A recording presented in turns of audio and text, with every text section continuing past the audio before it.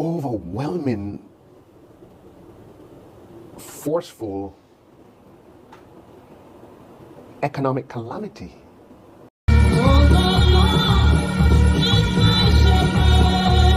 That has always been the mission of our party.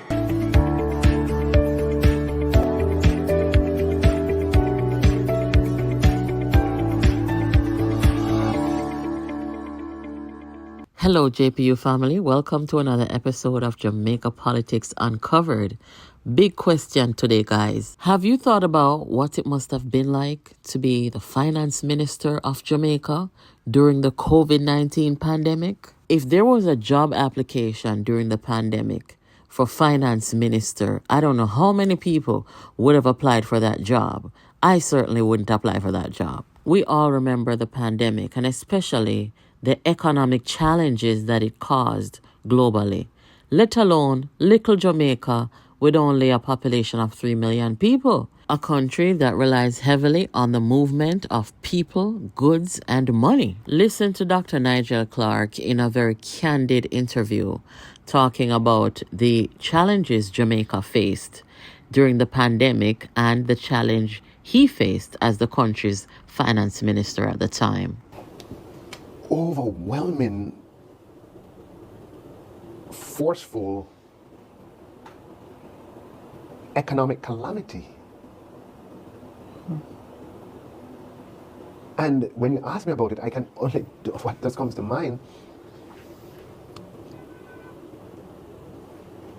is when I realized that, for me, the moment when I realized that the airports would have to be closed. I felt like somebody in the deep end of a pool, and you're trying to wave, don't close it up, and you're sinking.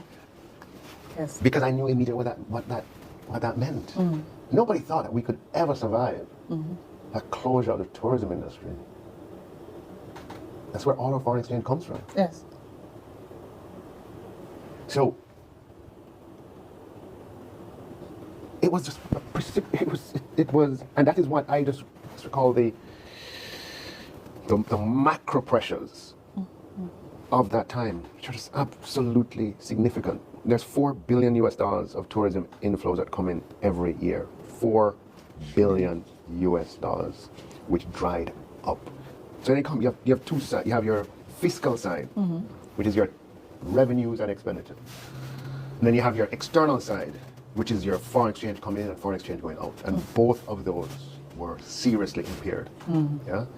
And then a tinge of sadness for me, because on the macro side I'm talking about here, yes. Clearly tinge of sadness because of all of the human suffering and the death and it was terrible human costs. Macroeconomically speaking, I had some amazing plans. That was my next question. And that was the sadness, because remember that we were harvesting resources. Right? I had done the largest IPO in Jamaica's history was Wigton. Yes. And through Wigton, we were able to reap a lot of resources. We sold the shares. Wigton had a $50 million loan from Petrocaribe that when it became private, it had to privatize. So Wigton raised money from banks and paid back Petrocaribe, which is the government. So that was $50 million on top of the equity that we sold, right? And on top of other flows. So huge inflows coming in. The Trans-Jamaica transaction, which is a transaction that is in need of, a lot of these transactions should be, if I dare say it, should be case studies. That was a very complicated one. And we were able to, because remember, Trans-Jamaica, the shares were owned by the overseas players who decided they wanted to leave. Yes. And the government, for whatever reasons, needed to make sure this landed in proper hands. So we did a back-to-back transaction. That's something you do in the private sector. Government never does back. Where what we did was we bought Trans-Jamaica, and within 4 months or less, sold it to the Jamaican people by a public offering. Right? So we had a bridge loan. So what you do, you get a bridge loan from a bank that says, look, we're buying this asset, we're going to sell it in 4 months and pay you back. And then it was very complicated. But through Trans-Jamaica, we got the sale of the equity. We got a dividend that they paid before the company went public. And we got some repayment of debt. So what we got from Wigton and Trans-Jamaica was huge, between those two. And Trans-Jamaica became the largest IPO in Jamaica. between those two transactions, we'd have hauled in, I don't remember, I don't have the precise details, but That and 30, Wigton. 40 billion between Trans-Jamaica and Wigton. Wigton, All combined, not just from the equity, but from the other components of the transaction, right? 30, 40 billion dollars. And then from fiscal overperformance, we had $75 billion of resources sitting down that we were sort of had plans to develop the country, to create fiscal space by accelerating debt pay down. And the sadness comes from, I just remember how I felt when I realized that I couldn't use those proceeds for that. Yes. They had to be used to support the economy. The good thing is that because we had those proceeds, we were able to intervene. Yes. We were able to sort of withstand the shock to revenues, where revenues declined considerably, and we were able to accommodate the additional expenses and still run only a 3% deficit, whereas in the region, countries were running 8% and 9% deficits. That's only because we had The reserve.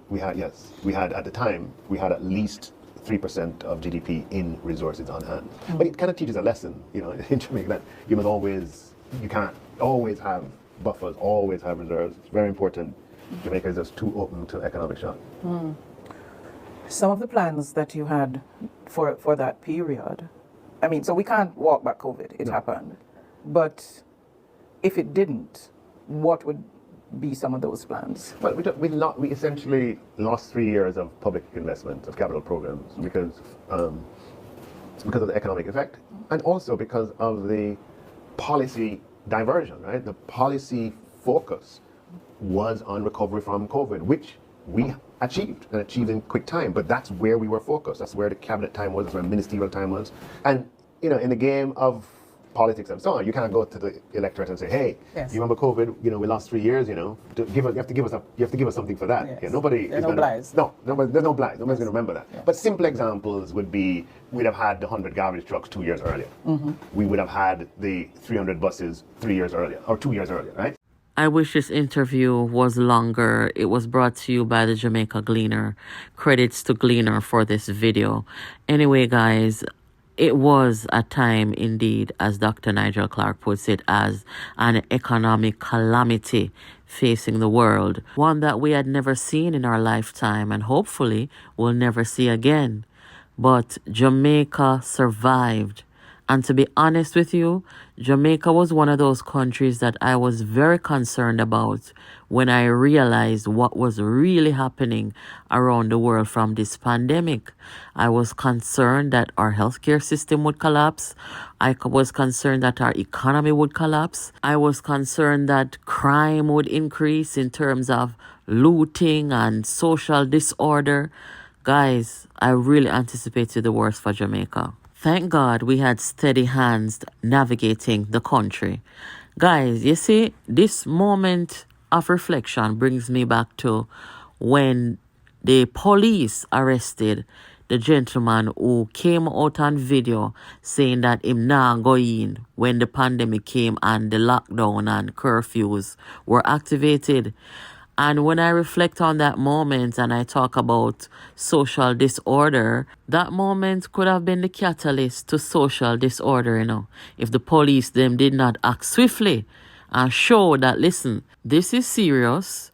We have a disaster response situation going on here, which is curfews and lockdown to stop the spread of the virus and movement of the people. And then you hear the propagandists them out there. Oh, Anderson, police go draw man from and eat them bed. The police did what they needed to do to stop the spread of social disorder. Especially when a man is going to show out him head and show him face to the world. So listen, I am not going to abide by the law. Anyway, guys, if you're glad that Jamaica made it through this pandemic, give this video a thumbs up. Also, tell me, if there was a job application during the pandemic for finance minister, would you want that job? Anyway, guys, this is Jamaica Politics Uncovered. Make sure you're subscribed, keep your notifications on, guys, and make sure that you are tuning in to this channel for all your political breaking news, updates, and reviews. Thank you for watching, and I'll catch you in the next video.